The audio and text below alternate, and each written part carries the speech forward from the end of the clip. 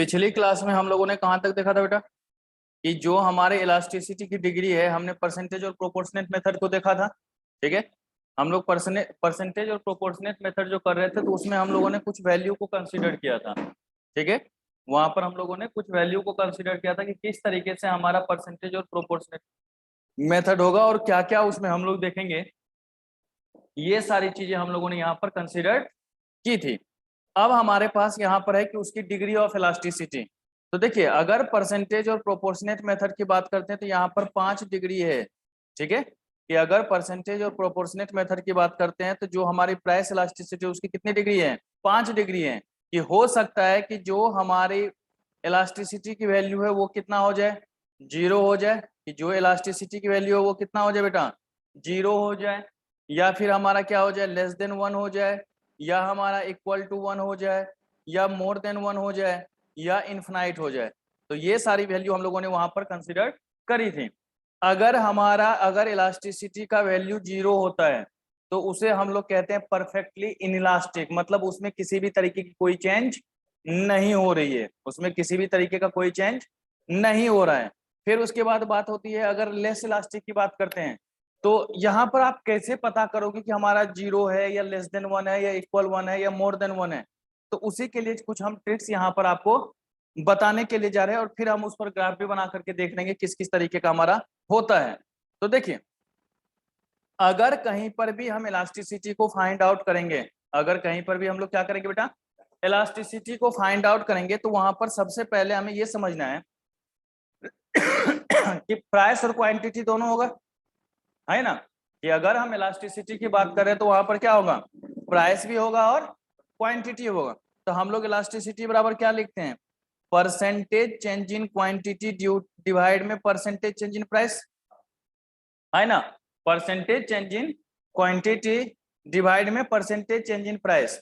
एक वो बताओ बेटा, अगर ऊपर वाला चेंज ना हो और नीचे वाला चेंज हो, तो ऊपर वाला चेंज अगर नहीं होगा तो मतलब वैल्यू 0, है ना। तो उस केस में हमारा इलास्टिसिटी भी क्या हो जाएगा, 0 हो जाएगा। अगर ऊपर वाले में कम चेंज हो और नीचे वाले में ज्यादा चेंज हो तो लेस देन 1। अगर ऊपर वाले में जितना चेंज हो रहा है उतना ही अगर हमारा नीचे वाला में भी चेंज हो जाए तो बराबर 1। ऊपर में ज्यादा हो और नीचे में क्या हो जाए, कम चेंज हो, तो वहां पे क्या होगा, ग्रेटर देन 1। अगर ऊपर में तो बदलाव हो और नीचे कोई बदलाव ही ना हो, तो किसी भी चीज को अगर 0 से डिवाइड करते तो क्या होता है, इनफाइनाइट होता है। नहीं तो यही 5 डिग्री हो रही है, नहीं हो रही। तो इसको हम लोग कैसे समझेंगे, तो लिखेंगे पहला, if percentage change in quantity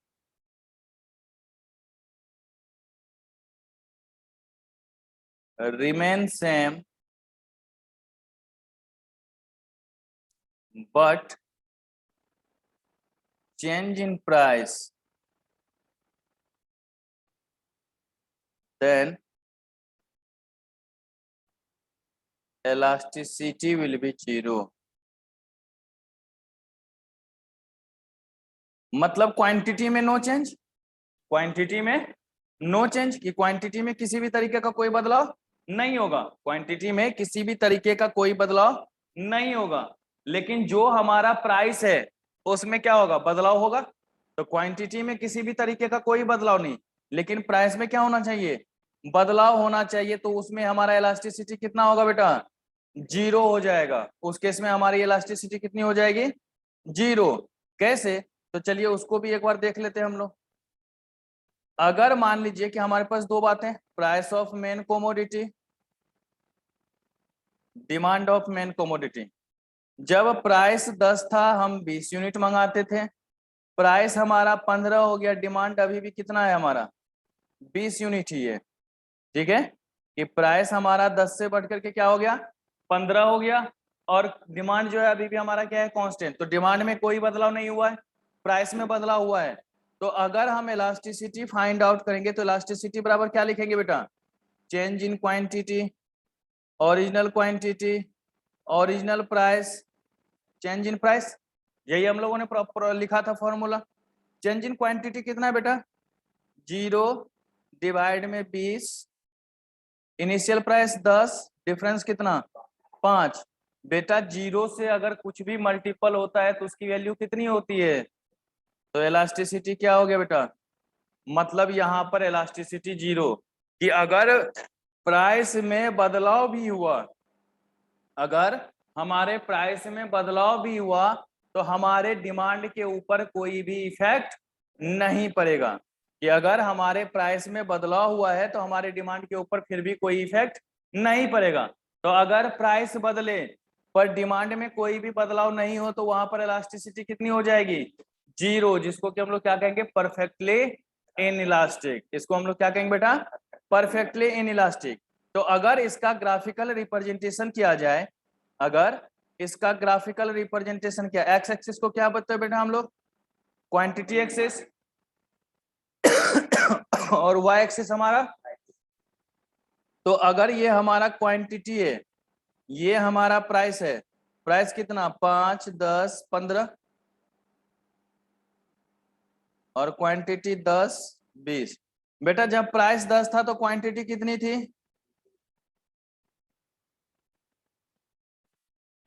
price 15 हो गया, क्वांटिटी कितना,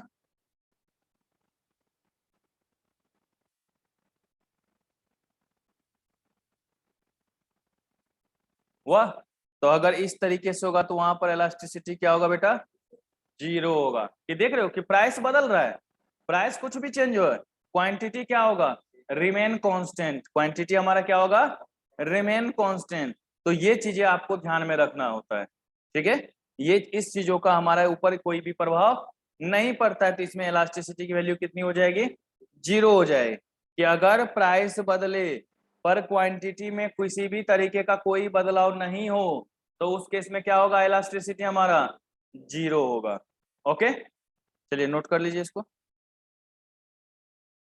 ऊपर तक तो नोट कर ही चुके थे हम लोग, यहां से करना है।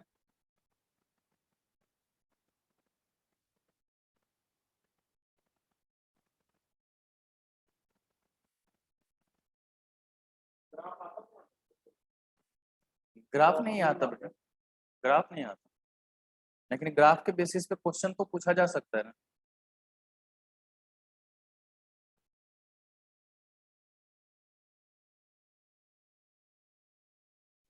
क्या नाम है, कुशाग्र नाम है ना, कल कहाँ चले गए।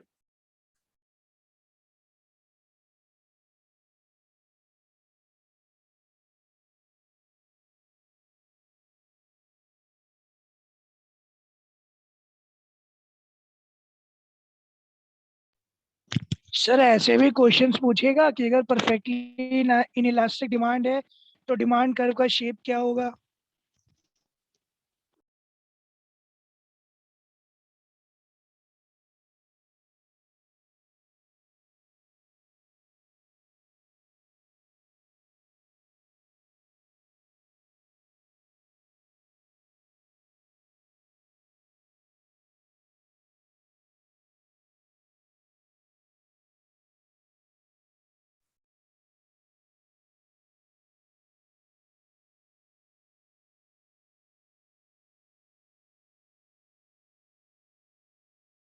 दूसरा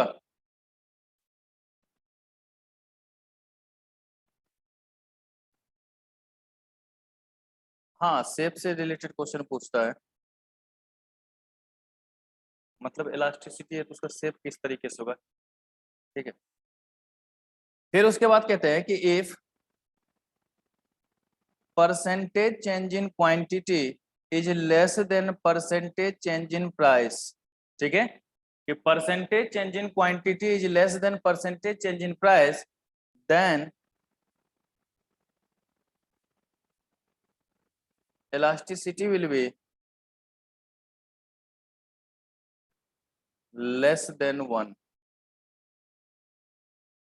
that is less elastic demand curve।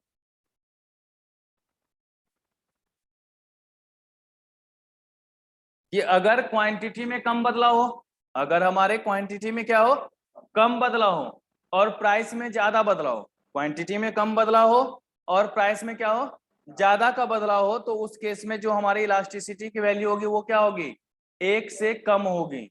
उसमें क्या होगा बेटा 1 से कम होगा। तो हमने अगर इस तरीके से देखना है तो मान लीजिए कि फिर एग्जाम्पल तो लेके देखना ही है कि अगर मान लीजिए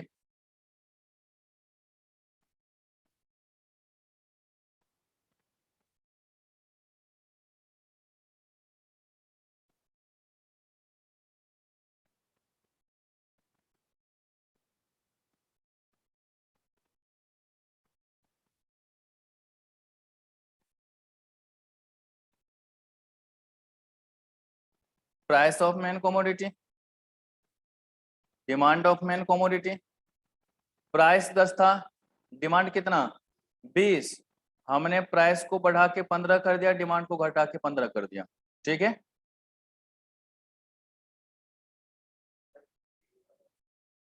बर्दाश्त करो थोड़ा सा। देखो अगर इस केस में हम इलास्टिसिटी निकाले, change in quantity, change in quantity, original price divide में चेंज इन प्राइस।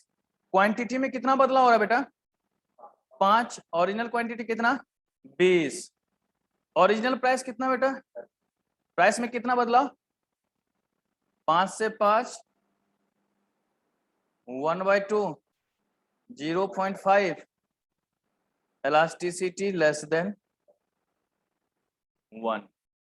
क्योंकि देखो बेटा यहां पर 50% का बदलाव हो रहा है, यहां पर कितना हो रहा है बेटा कि अगर प्राइस में बदलाव की बात करें तो प्राइस में कितना बदलाव 50%, जबकि यहां पर 25% का ही बदलाव हो रहा है। तो percentage change in quantity is less than percentage change in price. आपने पहले क्या देखा कि दोनों में 5-5 यूनिट का बदलाव हो रहा है, तो वो बराबर नहीं है। हमने किसकी बात करी है, परसेंटेज चेंज की बात करी है। हमने किसकी बात करी बेटा, परसेंटेज चेंज की बात करी है। तो अगर कहीं पर भी जितना प्राइस में बदलाव हो उससे कम अगर हमारे डिमांड में बदलाव हुआ है तो वहां पर इलास्टिसिटी हमेशा क्या होगा, लेस देन 1 होगा। वहां पर इलास्टिसिटी हमारा क्या होगा बेटा, लेस देन 1 होगा। इस केस में जो हमारा डिमांड कर्व बनता है उसको हम लोग कहते हैं स्टीपर इन शेप। उसको क्या नाम दिया जाता है बेटा, steeper in shape. Steeper in shape का मतलब है कि वो बहुत ही ज्यादा इस तरीके से झुका हुआ होगा, बहुत ही ज्यादा क्या होगा बेटा, झुका हुआ होगा।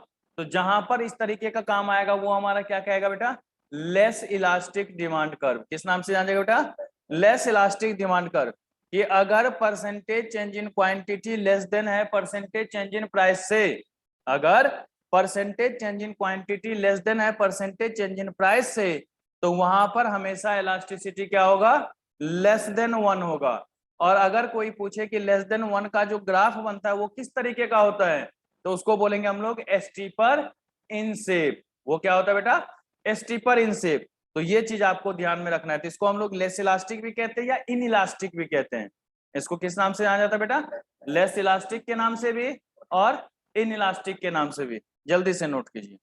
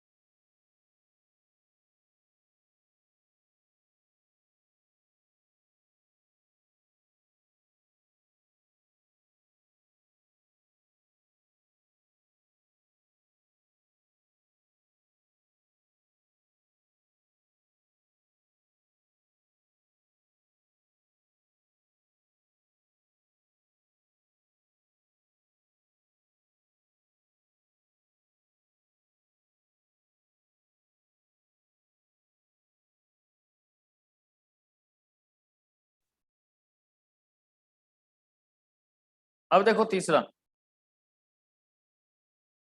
बेटा ऐसा भी तो हो सकता है कि दोनों में बराबर का चेंज हो, है ना, कि जितना हमारा प्राइस में बदलाव हो रहा है उतना ही हमारा क्या हो जाए, डिमांड में भी बदलाव हो जाए। तो if percentage change in quantity is exactly equal to percentage change in price, ठीक है, then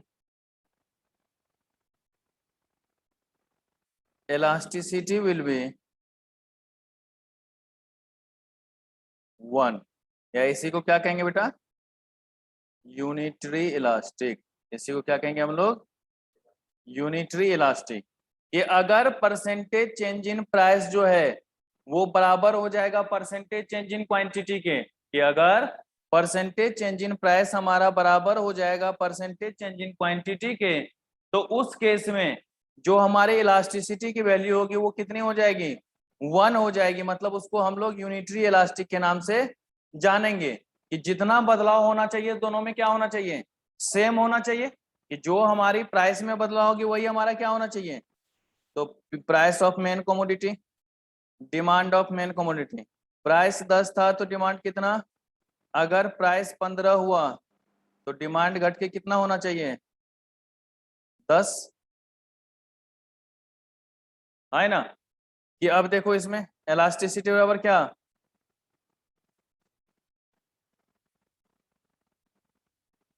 change in quantity divide में original quantity into original price divide में चेंज इन प्राइस।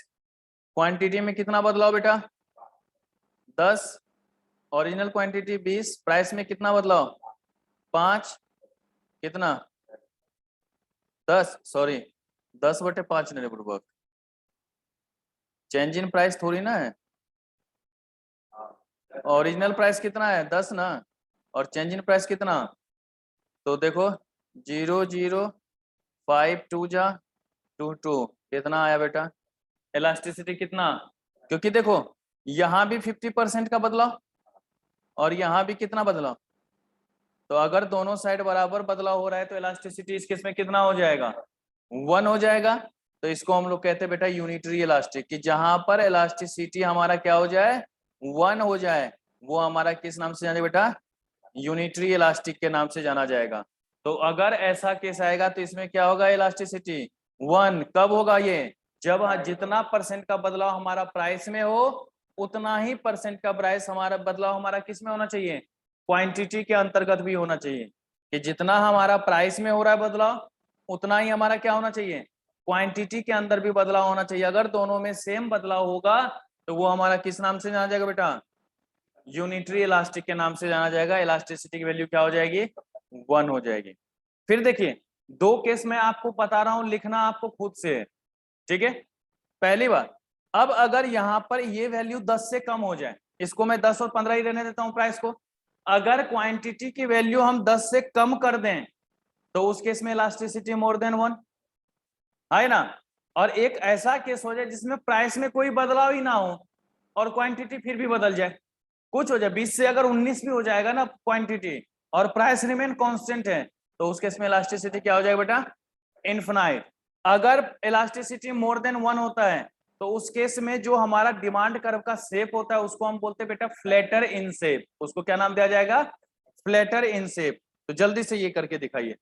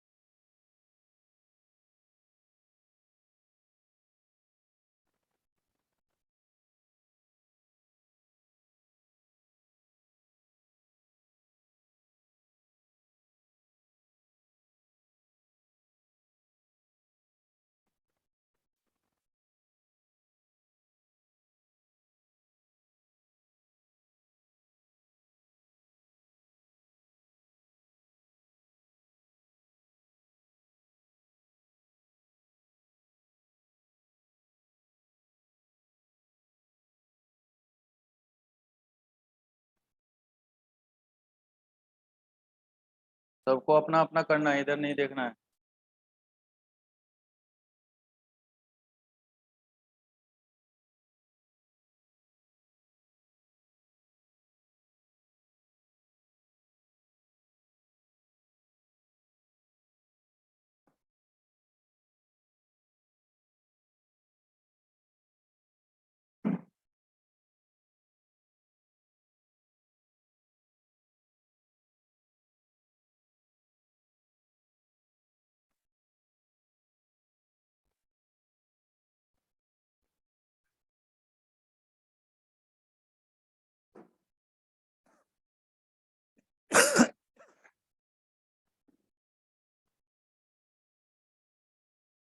हो गया सबका बेटा?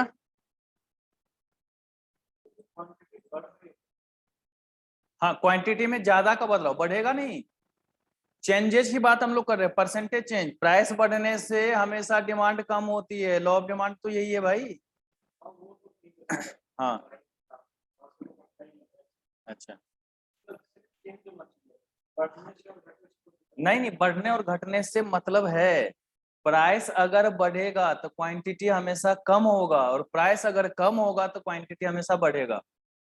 ठीक है, हम लॉ ऑफ डिमांड के अनुसार ही चल पाएंगे, एक्सेप्शंस के अनुसार नहीं चल पाएंगे।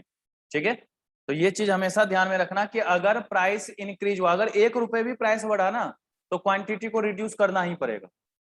ठीक है, तो वो जैसे अब यहाँ पे देखो, हमने क्या हुआ, 5 का चेंज किया, तो क्वांटिटी में देख रहे हो 15 का बदलाव हो रहा है। तो अगर मान लीजिए कि इस केस में होगा तो इलास्टिसिटी यहाँ पे कितना हो रहा है बेटा? 1.5 है ना, आपके पहले क्लास में।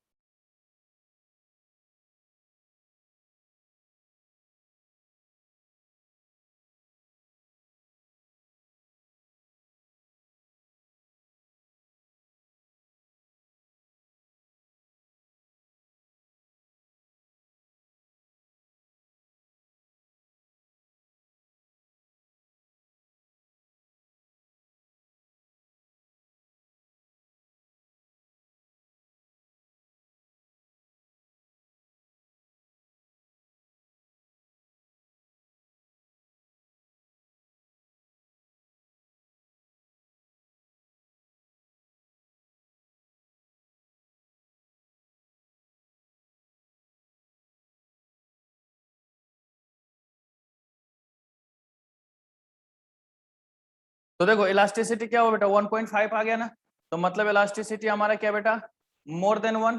तो इसको हम लोग क्या बोलेंगे, मोर इलास्टिक, या नॉर्मल हम सिर्फ इलास्टिक कह देंगे तब भी हमारा काम चलेगा, ये नहीं चलेगा कि आप या तो मोर इलास्टिक कह दो या इलास्टिक कह दो, तब भी इसका काम हमारा चलेगा। तो इस केस में जो भी हमारा ग्राफ बनेगा, इस केस में जो भी हमारा ग्राफ बनेगा उसको हम लोग क्या बोलेंगे बेटा, फ्लैटर इन शेप। ठीक है, पहले हमने क्या बोला था कि अगर लेस इलास्टिक होता है तो उसमें स्टीपर इन शेप, ये सब आगे याद रखना, वैसे तुम्हें बार बार पढ़ाऊंगा, मार्केट में भी ये चीज पढ़ाऊंगा, लेकिन आपको ध्यान रखना है कि अगर हमारा लेस इलास्टिक की बात करेंगे तो वहां पे डिमांड कर्व हमेशा स्टीपर इन शेप होगा। ठीक है, कि अगर आपसे कोई थ्योरी में पूछ देता है कि इलास्टिसिटी लेस देन 1 है तो बताइए डिमांड कर्व किस तरीके का होगा, तो स्टीपर इन शेप। अगर मोर इलास्टिक है तो उसमें फ्लैटर इन शेप। ठीक है, जीरो था तो देख रहे थे ना, परपेंडिकुलर। अगर जीरो की बात करते थे तो वहां पर इलास्टिसिटी क्या था, मतलब डिमांड कर्व किस तरीके का था, परपेंडिकुलर था। कि अगर हम जीरो की बात कर रहे थे तो हमारा क्या होगा बेटा, परपेंडिकुलर। ठीक है, लेस देन 1 की बात करेंगे तो हमारा क्या होगा, स्टीपर इन शेप। क्या होगा बेटा, स्टीपर इन शेप। कि अगर डिमांड कर्व की बात करेंगे तो इसमें क्या होगा, स्टीपर इन शेप। और अगर मोर देन 1 की बात करेंगे, अगर हम लोग मोर देन 1 की बात करेंगे तो इसको क्या नाम दिया जाएगा बेटा, फ्लैटर इन शेप। तो ये चीज आपको ध्यान में रखना है कि अगर मोर देन 1 है तो फ्लैटर, और अगर लेस देन 1 है तो स्टीपर इन शेप। फिर उसके बाद हमारे पास पांचवा होगा कि प्राइस में बदलाव हो या ना हो। ठीक है, मतलब प्राइस रिमेन कांस्टेंट, प्राइस को क्या रखना है यहाँ पे, कांस्टेंट। अगर क्वांटिटी में बदलाव हो जाए, अगर क्वांटिटी में बदलाव हो और प्राइस हमारा क्या हो, रिमेन कांस्टेंट हो, तो उस केस में जो हमारी इलास्टिसिटी होती है वो क्या होती है, इनफाइनाइट होती है। कि अगर हमारे पास जो परसेंटेज चेंज इन क्वांटिटी की बात करते हैं वो तो हो, लेकिन प्राइस में क्या हो, जीरो, प्राइस में कोई बदलाव नहीं हो, दैट मीन्स हम ऐसे लिख सकते हैं कि price remain constant, price remain constant. तो लिखिए पांचवा, इफ प्राइस रिमेन कांस्टेंट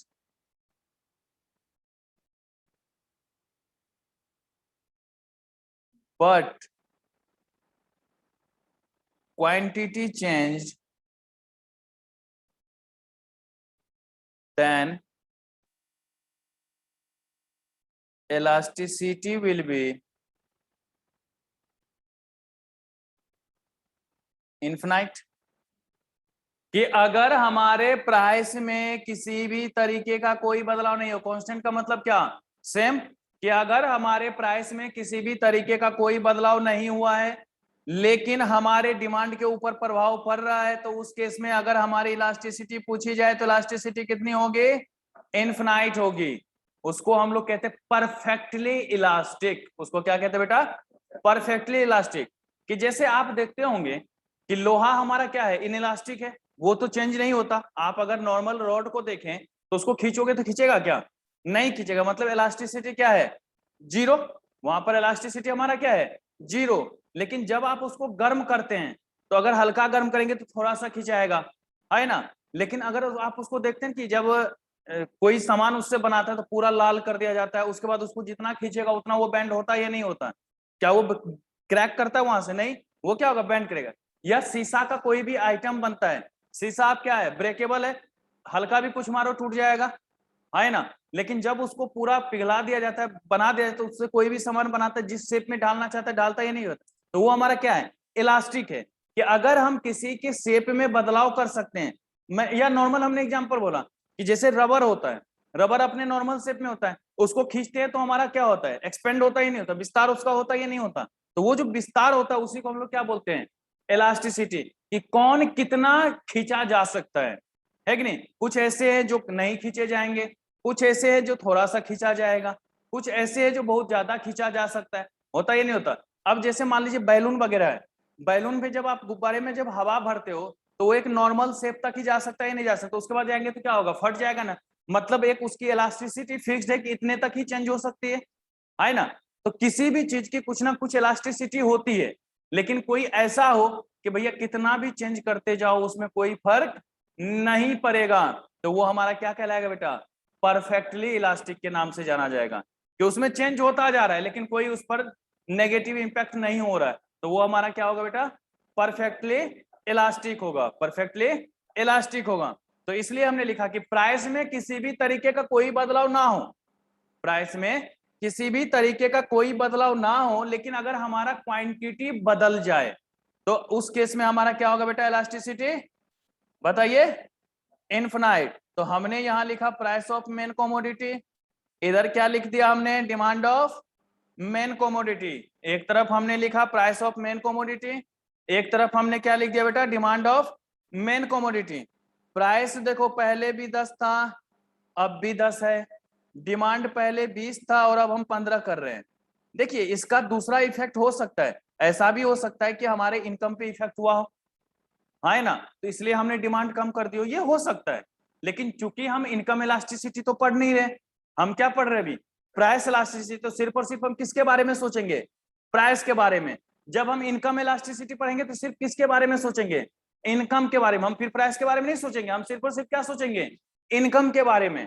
अगर हम क्रॉस इलास्टिसिटी की बात कर रहे हैं तो हम प्राइस ऑफ सब्स्टिट्यूट्स या प्राइस ऑफ कॉम्प्लीमेंट्री गुड्स के बारे में सोचेंगे, ठीक है। कि या तो हम सब्स्टिट्यूट गुड्स के बारे में सोचे या तो कॉम्प्लीमेंट्री गुड्स की बात करेंगे, फिर मेन कमोडिटी की बात हम लोग नहीं करेंगे। तो जैसा कहते हैं ना कि जैसा देश वैसा भेष, कि जैसा हमसे क्वेश्चन कहेगा हम उस अनुसार देखेंगे। अभी हमें अगर प्राइस इलास्टिसिटी की बात कर रहा है तो हम सिर्फ और सिर्फ प्राइस पर डिपेंड होंगे, हम सिर्फ और सिर्फ प्राइस के बारे में सोचेंगे। अगर क्रॉस इलास्टिसिटी बोलेगा तो प्राइस ऑफ सब्स्टिट्यूट्स और प्राइस ऑफ कॉम्प्लीमेंट्री गुड्स पे चले जाएंगे। अगर इनकम इलास्टिसिटी की बात करेगा तो हम लोग इनकम पे चले जाएंगे, बाकी किसी पे अंतर हम लोग नहीं करेंगे। तो जैसे जैसे हम लोग पढ़ते जाएंगे आगे देखते जाएंगे। तो अभी प्राइस इलास्टिसिटी हम लोग देख रहे थे, और प्राइस इलास्टिसिटी में भी कौन सा, परसेंटेज और प्रोपोर्शनेट मेथड। तो हमने पिछली क्लास में आपको बताया था कि कितने मेथड हमारे पास यहाँ होंगे, 4 मेथड से हम लोग निकालेंगे इलास्टिसिटी को, जबकि आप लोगों ने 11th में शायद 2 ही पढ़ा होगा। है ना। यहाँ पर परसेंटेज और प्रोपोर्शनेट मेथड पढ़ेंगे, आर्क और एवरेज मेथड पढ़ेंगे जिसका कि नाम भी वहां नहीं सुना था, है कि नहीं। पॉइंट और ज्योमेट्रिक मेथड पढ़ेंगे और टोटल आउटले और एक्सपेंडिचर मेथड पढ़ेंगे। ये 4 मेथड यहाँ पर हमारे इलास्टिसिटी को निकालने के लिए देखा जाएगा। फिर उसके बाद देखेंगे कि अगर सीए इंस्टीट्यूट है तो वो कुछ अपने बारे में सोचता है कि हमें फॉलो कौन सा करना चाहिए, है कि नहीं। ये भी बात है कि हमें कौन सा मेथड फॉलो करना चाहिए, उसको भी तो देखना है ना। भैया एक बार बताओ, अपने मन से अगर मान लो कहीं क्वेश्चन आया और उसमें मेथड ये मेंशन ही नहीं है कि आपको किस मेथड से इलास्टिसिटी फाइंड आउट करना है, फिर तो कंफ्यूजन में आ जाओगे कि हमें मेंशन कौन सा करना है भाई, हम किस मेथड को मेंशन करें। तो वो भी अभी हम नोट लिखाएंगे आपको, और फिर जब हम अपना नोट्स देंगे आपको तो उसमें पूरा लिखा होगा प्रॉपरली कि कौन सा मेथड कब हमें फॉलो करना है और कौन कौन सा नहीं। अगर कुछ भी मेंशन नहीं होता है तो हमेशा वहां पर आर्क और एवरेज मेथड यूज किया जाता है। वहां पर कौन सा मेथड होता है बेटा, आर्क और एवरेज मेथड। और आर्क और एवरेज मेथड दिया किसके द्वारा गया था बेटा, एल्फ्रेड मार्शल के द्वारा। आर्क और एवरेज मेथड दिया गया था एल्फ्रेड मार्शल के द्वारा। तो वो भी बातें हम लोग यहाँ पर करके देखेंगे। तो चलिए पहले इसकी इलास्टिसिटी फाइंड आउट कर लें हम लोग। फॉर्मूला क्या था, change in quantity divide original quantity original price change in price, है ना। क्वांटिटी में कितना बदलाव, ओरिजिनल, प्राइस कितना ओरिजिनल, और बदलाव कितना बेटा 10×50 डिवाइड में 0। किसी भी चीज को 0 से डिवाइड करते वैल्यू कितना, इनफिनाइट, है कि नहीं। तो ये चीज आपको ध्यान में रखना है कि भैया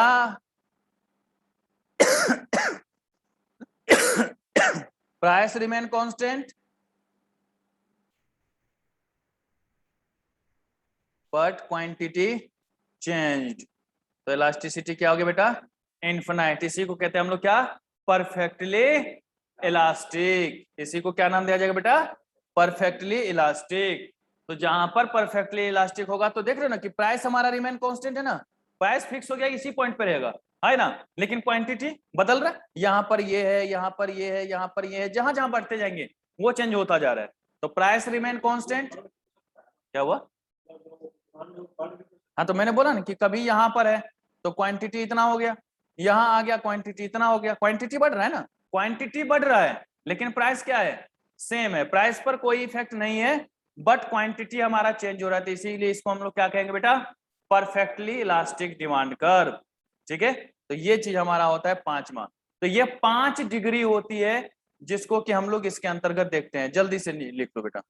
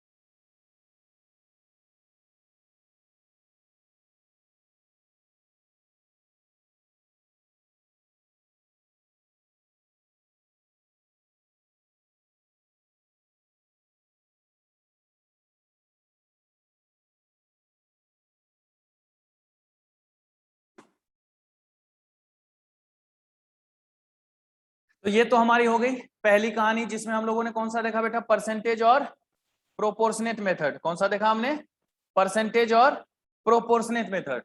अब अगर इसके बाद हम लोग बात करें, अब अगर इसके बाद हम लोग बात करें तो हमारे पास एक नया मेथड आता है, कौन सा बेटा, आर्क और एवरेज मेथड। कौन सा मेथड बेटा, आर्क और एवरेज मेथड।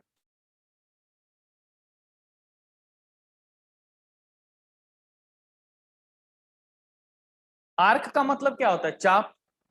आर्क का मतलब क्या होता है, चाप होता है।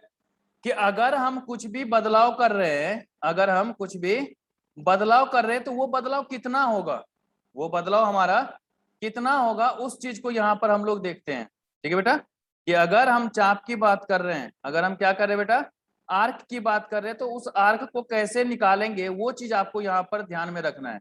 तो अगर हम कभी भी आर्क को देखेंगे, अगर हम कभी भी आर्क और एवरेज मेथड की बात करेंगे तो उसमें क्या होता है, जरा उस चीज को हम लोग यहाँ से गौर से देखेंगे। देखिए, अभी तक हमने आपको परसेंटेज और प्रोपोर्शनेट मेथड बताया, ठीक है। ये वाली नोट्स में क्लास के बाद आप लोगों को भेज भी दूंगा ताकि आप पढ़ सके, ये मेरा अपना वाला नोट्स है। तो अगर कहीं पर भी आर्क और एवरेज मेथड है तो देखिए,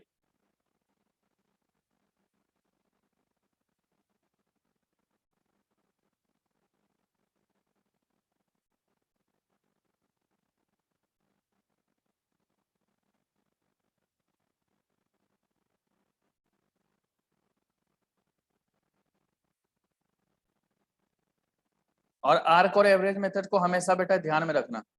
जो आर्क और एवरेज मेथड है, देखो, अगर हम आर्क और एवरेज मेथड की बात करते हैं, ठीक है, इसमें नाम क्या लिखा है, आर्क और एवरेज। एवरेज का मतलब क्या होता है, औसत।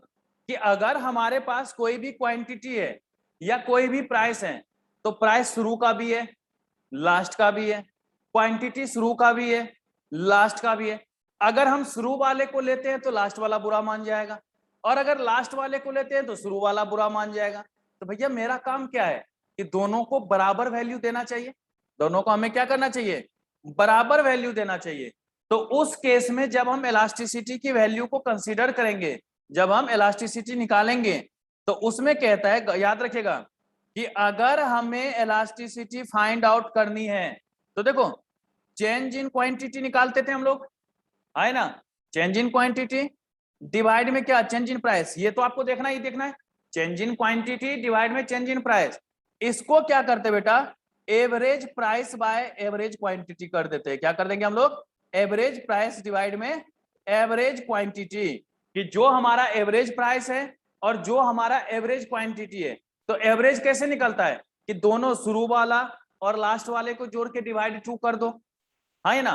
क्वांटिटी का भी अगर एवरेज निकलेगा तो शुरू वाला और लास्ट वाला को जोड़ के डिवाइड 2 कर दो। तो बेटा देखो, ये दो और ये दो कट जाएगा, ये नहीं कट जाएगा, है ना। तो इसको हम डायरेक्ट ऐसे लिख सकते हैं बेटा कि चेंज इन क्वांटिटी डिवाइड में change in price into P plus P1, या अगर P1 P2 लेते हैं तो जो भी लेना चाहे ले सकते हो। कि अगर हम P को शुरू वाला बोलते हैं तो P1 हमारा बाद वाला हो जाएगा, और उसी तरीके से हमारा Q प्लस Q1 लिख सकते हैं। नहीं, अगर चेंज इन क्वांटिटी है तो उसको Q माइनस Q1 भी लिख सकते हैं, प्राइस चेंज है तो P माइनस P1 भी लिख सकते हैं। तो ये चीजें आपको ध्यान में रखना कि अगर कहीं पर भी आर्क और एवरेज मेथड आपको फाइंड आउट करनी है, अगर कहीं पर भी आपको आर्क और एवरेज मेथड फाइंड आउट करनी है, तो उस केस में आपको ये ध्यान रखना है कि आर्क और एवरेज मेथड के लिए क्या लिखेंगे बेटा, कि एवरेज क्वांटिटी और एवरेज प्राइस को ध्यान में रखना ज्यादा जरूरी है। क्या है हमारे लिए, एवरेज क्वांटिटी और एवरेज प्राइस को ध्यान में रखना ज्यादा जरूरी है। जब तक हम एवरेज क्वांटिटी और एवरेज प्राइस को नहीं देखेंगे हमारा काम नहीं होगा। जब तक हम एवरेज क्वांटिटी और एवरेज प्राइस को नहीं देखेंगे तो हमारा काम नहीं बनेगा। तो अगर इस केस में हम इलास्टिसिटी निकालते हैं तो इलास्टिसिटी बराबर क्या हो जाएगा बेटा, अभी बताया था, चेंज इन क्वांटिटी डिवाइड में change in price into average price divide में एवरेज क्वांटिटी। या इसी को हम लोग ऐसे लिख सकते हैं, Q minus Q1 divide P minus P1 into P plus P1 divide Q plus Q1, है ना। लिख सकते हैं ना, क्योंकि 2 से 2 तो हमारा खत्म हो गया। अब है कि ऐसा भी तो कर सकते हैं कि क्वांटिटी क्वांटिटी एक साथ ले लेते हैं और प्राइस प्राइस एक साथ ले लेते हैं, कि हमें भी करने में दिक्कत ना रहे, कि मतलब कि Q minus Q1 divide Q plus into P plus P1 divide P minus, लिख सकते या नहीं लिख सकते बेटा, है ना। तो ये हमारा क्या हो जाएगा, इलास्टिसिटी का फॉर्मूला, कि अगर कभी भी इलास्टिसिटी निकालना है तो जो क्वांटिटी का डिफरेंस होगा वो ले लेंगे हम लोग, जो क्वांटिटी का डिफरेंस होगा वो ले लेंगे हम लोग, जो प्राइस का डिफरेंस होगा वो ले लेंगे हम लोग, और फिर उसके बाद जो क्वांटिटी का प्राइस का एवरेज है वो ले लेंगे और क्वांटिटी का एवरेज है वो ले लेंगे। तो दोनों ही, कि अगर क्वांटिटी माइनस में है तो नीचे उसके प्लस में कर दिया, प्राइस उधर प्लस में है तो नीचे उसके माइनस में कर देंगे, तो हमारा काम आसानी से बन जाएगा। ठीक है, तो इस तरीके से हम लोग इलास्टिसिटी को क्या करते बेटा, फाइंड करते, किसमें, आर्क और एवरेज मेथड में। कि अगर हम कहीं भी आर्क और एवरेज मेथड की बात करते हैं तो उस केस में इस तरीके से हमारा इलास्टिसिटी फाइंड आउट होगा। जल्दी सर से एक क्वेश्चन दीजिए, सर एक क्वेश्चन, सर एक क्वेश्चन दीजिए इस पे।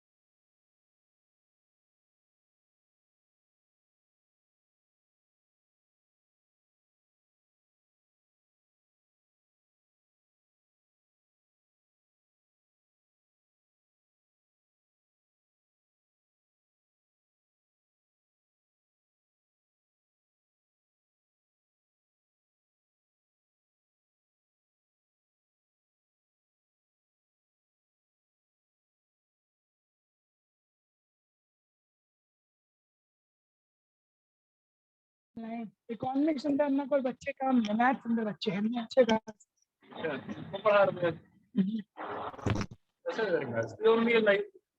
इको दी भी हमने, इको अन्ना ने क्या सी नहीं पढ़ाऊंगा, छूना मत ऐसे। अन्ना चक्कर ही इको होया ही नहीं, वरना मेरा इको कब तक कंप्लीट हो गया। 15-20 दिन का है डट के।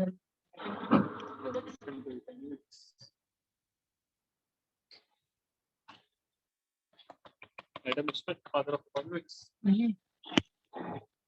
Alfred Marshall.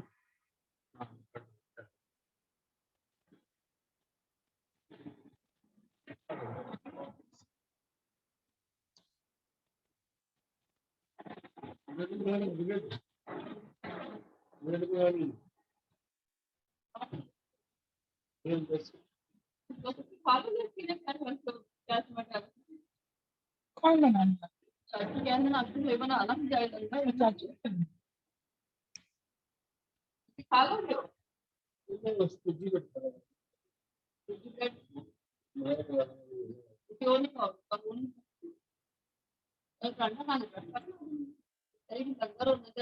मैं कितना भाई तुम्हारे कितने खाना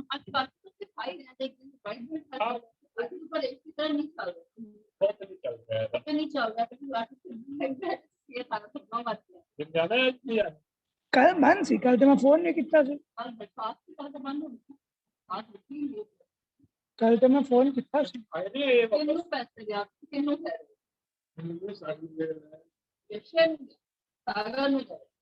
सागर को के सामने सचिन में जाए 4-5 पैकेट जो लेने उठा ले। अरे घर कह रहे जितना लेना 1 पैकेट 2 पैकेट उठा ले।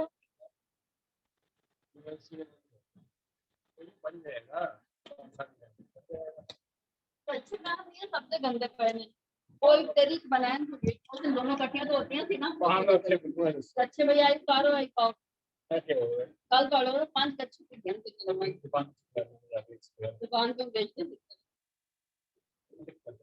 मैं कह रही हूँ, अच्छे बनाना सबसे गंदे पहने तेरी बनाया नहीं खुल गई होता फिर भी मैसेज डालना ग्रुप पे करे आ जाओ कहाँ रहकर पता नहीं,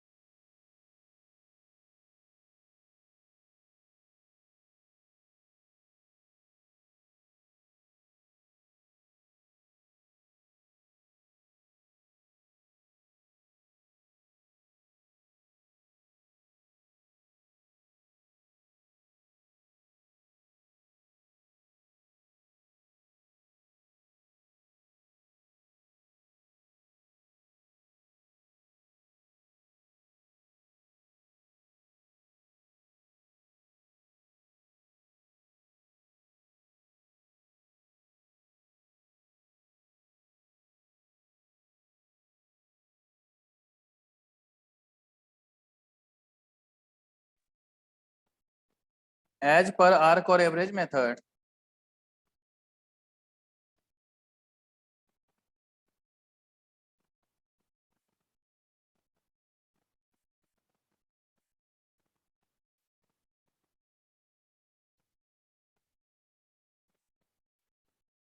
आर्क और average method, there are 5 degrees of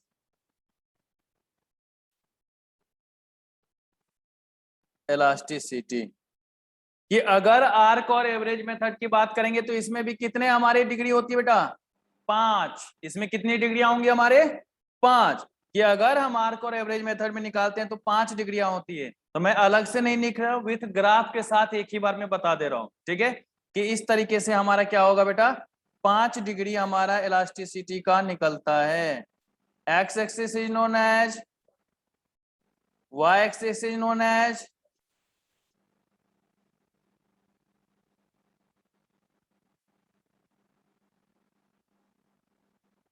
elasticity is equal to equal to 0 और 1 के बीच में कुछ भी हो, लेस देन 1, 1 और इंफिनिटी के बीच में कुछ भी हो। तो ये हमारा क्या होता है बेटा, इलास्टिसिटी के डिग्री होते हैं किसमें, आर्क और एवरेज मेथड में। कि अगर आर्क और एवरेज मेथड में देखें तो ये हमारे 5 डिग्रियां होती है, जिसको हम लोग यहाँ पर देखते हैं, समझते हैं, ठीक है।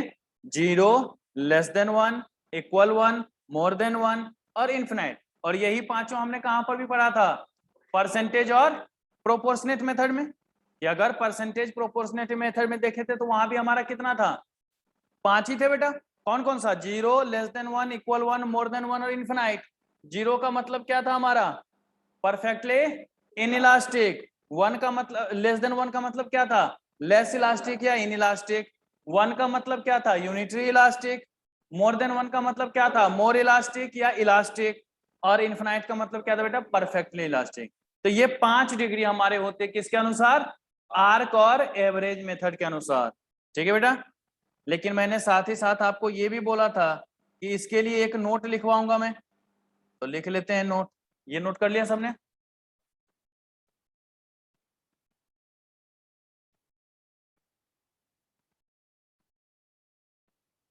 if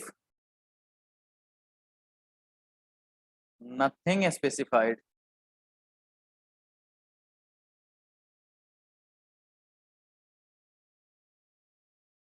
about any method to calculate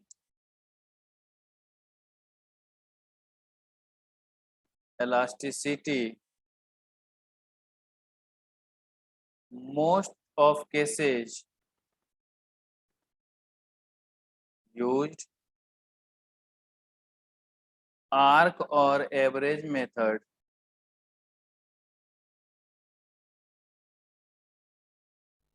by ICAI। कि अगर ICAI के अकॉर्डिंग देखे जाए तो अधिकतर केसेस में कौन सा मेथड यूज होगा बेटा? आर्क और एवरेज मेथड। कि अगर कहीं पर भी आपको ये मेंशन नहीं किया गया है कि कौन सा मेथड आपको फॉलो करना है, तो उस केस में हमेशा क्या होगा? आर्क और एवरेज मेथड को फॉलो करना होगा। ठीक है, ये मैं आपको दिखा भी देता हूं, मैंने नोट लिखा हुआ है, देखिए। ICAI in most of the cases have used arc method for calculation of price elasticity। कि अगर हम कहीं पर भी प्राइस इलास्टिसिटी की बात करते हैं तो वहां पर अधिकतर कौन सा मेथड यूज होगा? आर्क और एवरेज मेथड यूज करेंगे। कि अगर हम बात करते हैं प्राइस इलास्टिसिटी की तो उसमें कौन सा मेथड यूज होगा बेटा? आर्क और एवरेज मेथड। ये हमें ICAI ने कहा है। तो अगर कहीं पर भी आपको मेंशन नहीं होगा कि कौन से मेथड से हमें कंसीडर करना है, तो कौन सा फॉलो कर लेंगे? आर्क और एवरेज मेथड से निकाल लेंगे। कोई दिक्कत यहां तक? ठीक है, तो नोट लिख लिया आप लोगों ने?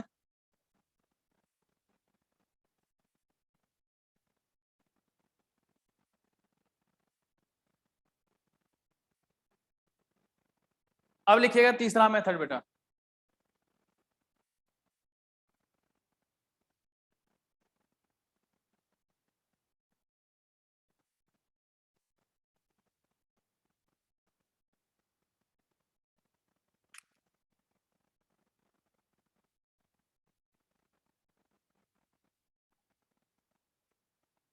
पॉइंट और ज्योमेट्रिक मेथड।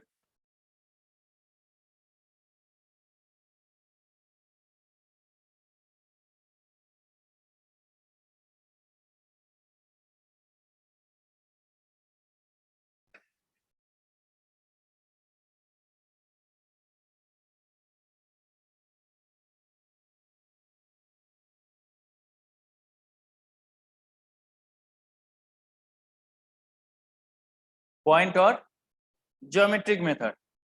बेटा इसको जरा गौर से समझना। जहां पर पॉइंट का मतलब क्या होता है? ये अगर हमने एक बिंदी बना दिया, ये हमारा क्या है? पॉइंट है। कि देख रहे एक छोटा सा काला सा बिंदी नजर आ रहा है आपको, तो ये हमारा क्या है? पॉइंट है। अब अगर मान लीजिए कहीं पर नाम मात्र का चेंज हो, 1 पैसे का चेंज हो जाए, 2 पैसे का चेंज हो जाए, तो इसको कंसिडर करना थोड़ा सा टफ नहीं होगा? तो कहते देखिए जहां पर नाम मात्र का बदलाव हो, जहां पर नाम मात्र का बदलाव हो, वहां पर हम लोग क्या करते हैं बेटा? पॉइंट और ज्योमेट्रिक मेथड यूज करते हैं। उसको क्या करते हैं हम लोग बेटा? पॉइंट और ज्योमेट्रिक मेथड के नजरिए से निकालते हैं। आपको एग्जाम में कभी भी इस मेथड से क्वेश्चन नहीं आएगा, लेकिन इसके फॉर्मूले को पूछा जाएगा कि किस तरीके से आप इलास्टिसिटी को फाइंड आउट करेंगे। होता क्या है बेटा कि देखो, गौर से देखिएगा इन चीजों को।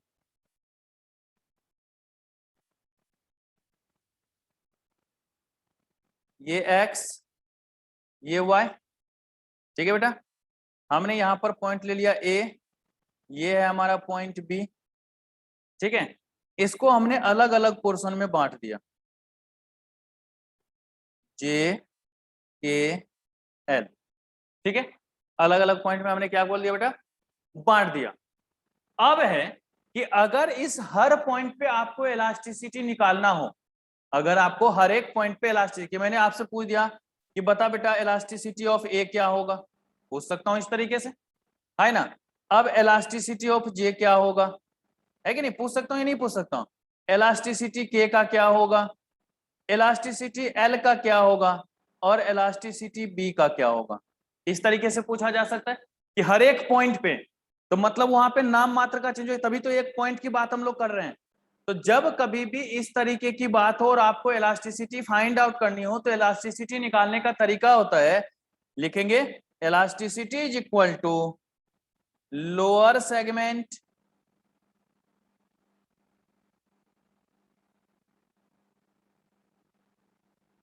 Divide upper segment.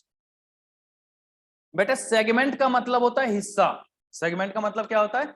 हिस्सा या टुकड़ा, ठीक है। कि अगर हम लोअर सेगमेंट की बात कर रहे हैं तो निचला हिस्सा क्या है, अपर सेगमेंट की बात कर रहे हैं तो ऊपरी हिस्सा क्या है, तो जहां पर भी निचले हिस्से और ऊपरी हिस्से की बात की जाएगी वही हमारा क्या होगा बेटा, सेगमेंट। ठीक है, लोअर सेगमेंट और अपर सेगमेंट। तो अगर इस मेथड में कभी भी इलास्टिसिटी निकालेंगे तो इसी तरीके से निकालेंगे, लोअर सेगमेंट डिवाइड में अपर सेगमेंट।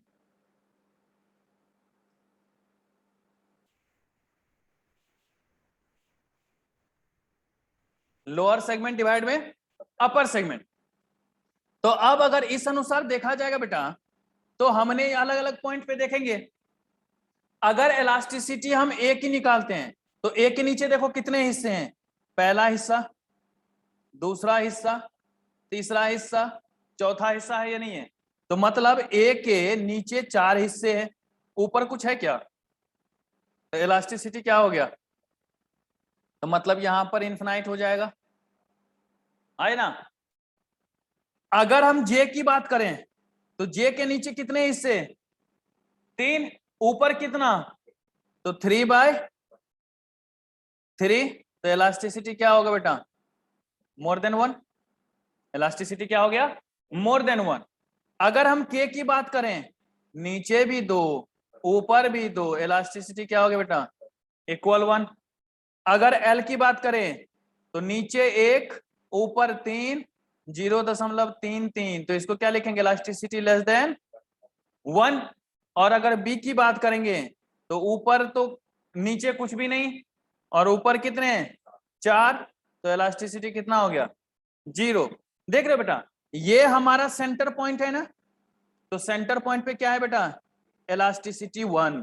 सेंटर पॉइंट पे क्या हो गया, 1। पॉइंट से जितना ऊपर बढ़ते जाएंगे इलास्टिसिटी भी बढ़ती चली जाएगी। अगर यहां से ऊपर की तरफ हम लोग जाएंगे तो इलास्टिसिटी क्या होगा, बढ़ता चला जाएगा।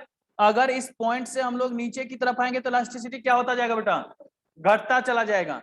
अगर मैंने बोला कि क्वांटिटी एक्सिस पर कोई भी वैल्यू है तो बताओ इलास्टिसिटी कितनी होगी, बताइए, 0। अगर यहां पर हमारा कोई भी टर्म्स है तो यहां पर क्या होगा, इलास्टिसिटी 0 होगा ना, कि तो इलास्टिसिटी भी, तो क्वांटिटी एक्सिस पर कोई भी पॉइंट होगा तो उसकी इलास्टिसिटी हमेशा 0, चाहे वो पॉइंट यहां हो जाए, चाहे यहां हो जाए, चाहे यहां हो या कहीं भी हो, इलास्टिसिटी क्या होगा, 0। अगर वाई एक्सिस पर बात करें, मतलब प्राइस एक्सिस पर बात करें, तो वहां पर इलास्टिसिटी कितनी होगी, इनफिनाइट होगी। अगर हम प्राइस एक्सिस की बात करेंगे तो वहां पे इलास्टिसिटी क्या होगा, इनफिनाइट। लेकिन इनफिनाइट के साथ बेटा एक चीज है कि वो जितना नजदीक आता जाएगा ओरिजिन पे उतनी वैल्यू कम होती जाएगा ना, है ना। जैसे मान लो यहाँ पर 1 लाख आ रहा है तो नीचे हो सकता है क्या होगा, 99,999 हो जाए, 99,998 हो जाए, इस तरीके से कम होता जाएगा, ये नहीं हो जाएगा। तो याद रखिएगा, इनफिनाइट कह तो देते हैं लेकिन वहां पर वैल्यू मेजर किया जा सकता है। ठीक है, इन्फिनाइट कह देते हैं लेकिन कभी कभी वैल्यू मेजर किया जा सकता है। ये ऐसा क्यों कह रहा हूं वो मैं अभी कंडीशन बताऊंगा, ठीक है, जो कि अधिकतर टीचर आपको नहीं बताएंगे, जो किस तरीके से इस तरीके का रिस्ट्रिक्शन होता है वो भी देखेंगे। तो ये हमारा होता है पॉइंट और ज्योमेट्रिक मेथड, कि अगर हम पॉइंट और ज्योमेट्रिक मेथड की बात करें तो इस तरीके से हम लोग इलास्टिसिटी उसकी फाइंड आउट कर सकते हैं। जल्दी से इसका ग्राफ बनाइए, फिर मैं इसका कंडीशन अप्लीकेबल करता हूं।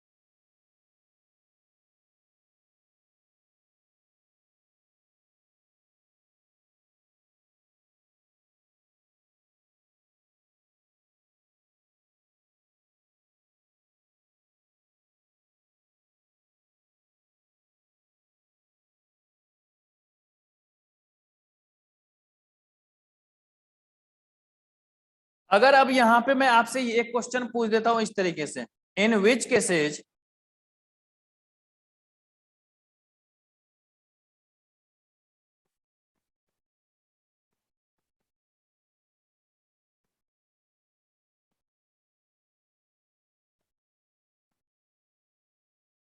elasticity of two demand curve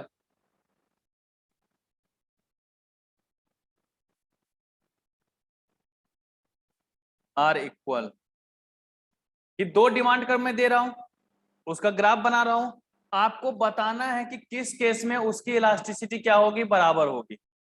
दो डिमांड कर्व एक साथ होंगे, दो डिमांड कर्व एक साथ होंगे तो हो सकता है दोनों का इलास्टिसिटी अलग अलग हो या दोनों का सेम हो, तो किस केस में दोनों का बराबर होगा वो आपको बताना है हमें। ठीक है, मैं ग्राफ बना रहा हूं कुछ।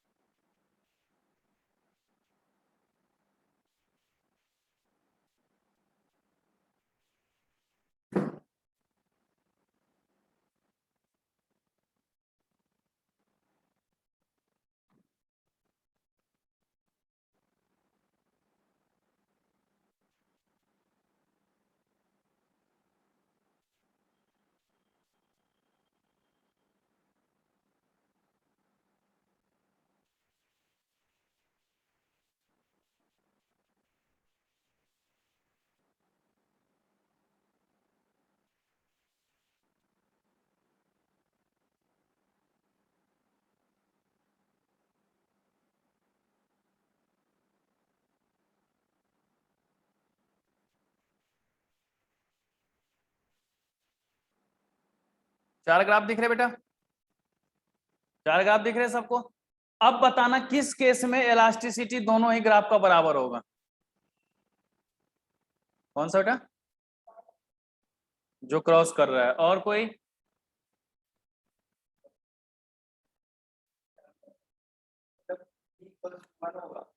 नहीं नहीं, एक हमारा डिमांड कर्व जैसे यहाँ पर ए बी है, A1 भी है, तो दो दो अलग अलग डिमांड कर्व है ना, तो दोनों की कुछ ना कुछ इलास्टिसिटी होगी ना। तो मैं ये कह रहा हूं कि कौन सा ऐसा ग्राफ है जिसमें दोनों का ही डिमांड कर्व का सेम इलास्टिसिटी हो।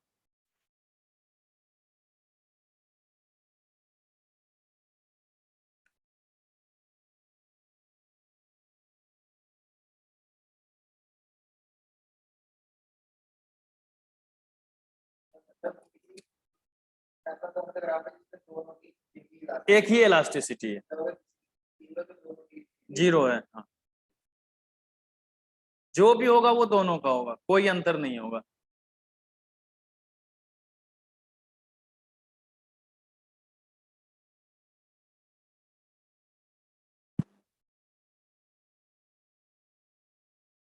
बोलो बोलो।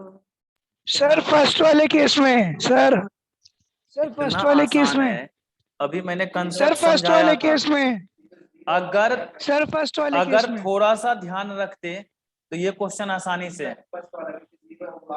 सर फर्स्ट वाले केस देखो में सर यहां पर पहला वाले ग्राफ में क्या हो रहा है कि यहां तो जीरो है ना, ये जो ए वाली वैल्यू है ये इन्फिनिटी में ऊपर है, इसका मतलब कि elasticity of A B is greater than A1B, है ना, तो इसमें सेम नहीं हुआ।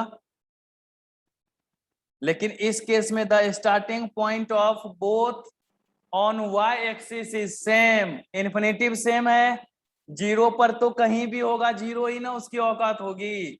मैंने इसीलिए वहां पर आपको समझाते हुए ये बार बार बोला था बेटा, कहीं भी हो जीरो होता है, जीरो में कोई चेंजेस नहीं होगा, जीरो की औकात तो जीरो ही है, लेकिन इन्फिनिटी वाले में उसकी वैल्यू क्या होगी, रिड्यूस होगी या बढ़ेगी, बताया था ना यही चीजें मैंने, है ना। तो अगर इन्फिनिटी वाले केस में दोनों का स्टार्टिंग पॉइंट एक हो जाए तो उस केस में elasticity of A B exactly equal to elasticity of A B one.